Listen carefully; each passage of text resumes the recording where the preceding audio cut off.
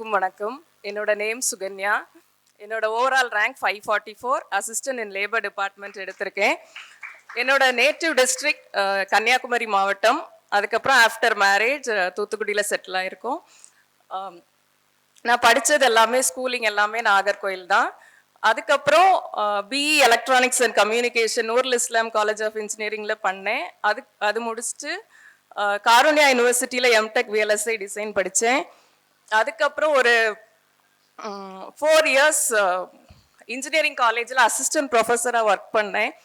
அதுக்கப்புறம் after marriage வந்து என்னோட கெரியரில் என்னால் கான்சென்ட்ரேட் பண்ண முடியல, வீட்டில் தான் இருந்தேன், பிள்ளைங்களை பார்த்துக்கிட்டேன். அதுக்கப்புறம் ஆஃப்டர் ஒரு லாங் கேப்புக்கு அப்புறம் திரும்பவும் அசிஸ்டன்ட் ப்ரொஃபஸராக ஜாயின் பண்ணேன். பட் அது எனக்கு ரொம்ப சாட்டிஸ்ஃபேக்ஷனாக இல்லை.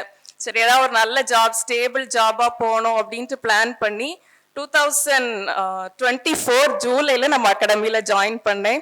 ஸோ 2 months இங்கே படித்தேன், ப்ரிலிம்ஸ் கிளியர் பண்ணேன், அகெயின் மெயின்ஸ் ஜாயின் பண்ணேன், அதுவும் கிளியர் பண்ணி நல்ல ரேங்க்கில் கிளியர் பண்ணேன்.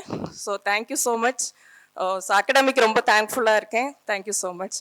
அதுக்கப்புறம் என்னோட ஃபேமிலி மெம்பர்ஸ், என்னோட ஹஸ்பண்ட், குழந்தைங்க எல்லாருக்குமே ரொம்ப தேங்க்ஸ் சொல்லிக்கிறேன். Thank you so much.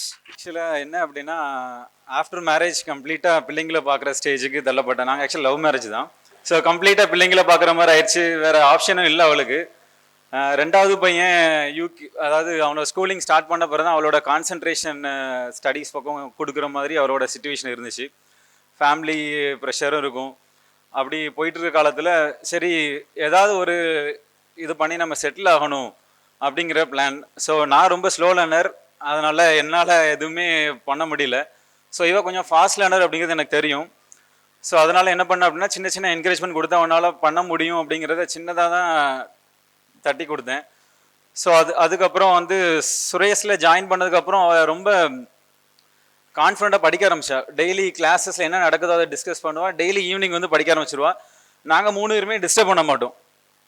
கம்ப்ளீட்டாக அவளுக்கு ஒரு ரூம் கொடுத்துட்டு அந்த ரூமில் படிக்க விட்டுட்டு என்ன பண்ணிடுவோம் அப்படின்னா, நாங்கள் 3 பேருமே ஒரு டீம் மாதிரி இருந்து என்ன பண்ணுவோம் அப்படின்னா, எங்களுக்குள்ள வேலையை நாங்களே பார்த்துப்போம். ஈவன் நைட் குக் பண்ணுறது கூட நிறைய நாட்கள் நான் பண்ணியிருக்கேன். ஸோ அந்த மாதிரி அவளுக்கு வந்து பாத்திரம் விளக்குறதுலேருந்து எல்லாமே ஹெல்ப் பண்ணதுனால தான் அவளால் அச்சீவ் பண்ண முடிஞ்சு. ஸோ எல்லாத்துக்குமே என்ன அப்படின்னா, இங்கே இருக்கிற நிறைய பேர் அச்சீவர்ஸ் இருக்கீங்க, நிறைய பேர் அச்சீவ் பண்ண போகிறவங்கலாம் இருக்கிறீங்க. ஒன்றே ஒன்று தான், டெய்லி இங்கே போர்ஷன் கொடுக்குறாங்க, அதை முடிச்சிருங்க, அதில் மட்டும் விட்டுறாதீங்க. அதுக்கப்புறம் ஃபைன் டியூனிங் பண்ணிக்கோங்க. நிறைய பேர் நிறைய நாள் படிக்கிறாங்க இங்கே. ஈவன் என்னோடய ஸ்டூடெண்ட்ஸ் கூட, நானுமே ஒரு ப்ரொஃபஸராக தான் இருக்கேன் காலேஜில். என்னோடய ஸ்டூடெண்ட்ஸுமே இங்கே இருக்காங்க. நேம் சொல்ல விருப்பப்படலை, மேபி இங்கே இருப்பாங்கன்னு நினைக்கிறேன் உள்ள. என்ன சொல்ல விருப்பப்படுறேன் அப்படின்னா, டெஸ்ட்டஸ் எவ்வளோ எடுக்கமோ, டெஸ்ட் பேட்ச் எவ்வளோ டெஸ்ட் நம்ம எடுக்கிறோமோ அவ்வளோக்குள்ள அவங்களோட சின்ன சின்ன மிஸ்டேக்லாம் வந்து ரெக்டிஃபை ஆகும். அதிகமாக டெஸ்ட் எடுத்தோம் அப்படின்னா, ப்ரிலிம்ஸுக்கு இப்போ வந்து இங்கே படித்து டெஸ்ட் போட்டுட்டு இருந்தா, நான் என்ன பண்ணுவேன் அப்படின்னா, என்னோட சார்பில் இருந்து டெலகிராம் குரூப்லாம் ஜாயின் பண்ணி என்னென்ன டெலகிராம் குரூப் இருக்கோ அதோட டெஸ்ட்டு கொஷின்ஸ் எல்லாம் பிரிண்ட் எடுத்து கொடுத்து பண்ணிட்டு இருந்தேன். ஒரு ஸ்டேஜில் என்ன பண்ணிட்டா அப்படின்னா, இங்கே இருக்கிறது எனக்கு போதுமானதாக இருக்குது, ஃபுல்ஃபில்ட் ஆகிற மாதிரி சுரேஷில் கொடுக்குறாங்க, எனக்கு ரொம்ப நிறைய எடுத்து கொடுக்காத நீ அப்படிங்கிற மாதிரி சொல்லிட்டா. அதுக்கப்புறம் என்னோட அந்த இதை ஸ்டாப் பண்ணிட்டேன். ஸோ டெஸ்ட் நிறைய எடுத்தோம் அப்படின்னா அதில் மிஸ்டேக்ஸ் வந்து ரெக்டிஃபை ஆகும். என்ன தான் நம்ம போர்ஷன் கவர் பண்ணியிருந்தாலும் டெஸ்ட்டு போகிறதுல தான் நம்மளோட சக்ஸஸ் இருக்குது அப்படிங்கிறத இவ்வளோ வச்சு நான் தெரிஞ்சுக்கிட்டேன். இப்போ என்னோடய ஸ்டூடெண்ட்ஸ் நிறைய பேர்த்துக்கு என்ன பண்ணிகிட்ருக்கேன் அப்படின்னா, இவ்வளோ ஒரு இதாக வச்சுட்டு என்ன பண்ணுறேன் அப்படின்னா, நீங்கள் ஜாயின் பண்ணுங்கள், படிங்க, உங்கள் குடும்பத்தை நெக்ஸ்ட் லெவலுக்கு கொண்டு போகணும், நீங்கள் நெக்ஸ்ட் லெவலுக்கு போகணுன்னா இந்த மாதிரி எதில் ஜாயின் பண்ணி படித்து கிளியர் பண்ணி கவர்மெண்ட் போஸ்ட் வாங்குங்கன்னு சொல்லிட்டு 2 பேருமே சொல்லிகிட்டு இருக்கோம். ஆமாம், இதில் வந்து முக்கியமாக தேங்க்ஸ் பண்ணணுங்கிற விருப்பப்படுறது வந்து ஃபஸ்ட்டு ஒன்று வந்து ஜெபராஜ். உங்களுக்கு மேபி தெரிஞ்சிருக்கலாம். என்னோட ஆக்சுவலாக ஜெபராஜ் சார், நான் சாருன்னு சொல்லணும். ஜெபராஜ் வந்து என்னோடய ஸ்டூடெண்ட், சரிங்களா. நான் வந்து ஆக்சுவலாக மெக்கானிக்கல் டிபார்ட்மெண்ட், அவனுங்களை கிளாஸ் எடுத்திருக்கேன். அதே மாதிரி இவங்களுக்கும் ஸ்டூடெண்ட்டு தான்.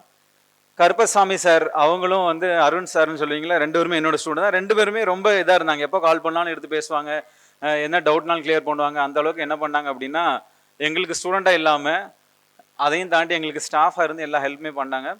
அண்ட் எப்போ அப்ரோச் பண்ணாலும் அதுக்கு பாசிட்டிவ் ரிப்ளை கொடுக்கக்கூடிய ஒரு அகாடமியை இந்த அகாடமியை நான் வந்து ஃபீல் பண்ணேன். நிறைய பேர்த்த நான் பார்த்துருக்கிறதுனால எப்போ வந்தாலும், எப்போ நம்ம அப்ரோச் பண்ணாலும் உடனே நம்மளுக்கு வந்து ரிப்ளை பண்ணுறது, அந்த மாதிரி விஷயங்கள்லாம் நிறைய இங்கே நான் வந்து பார்த்துக்கிட்டேன். So that's all from my side. Thank you.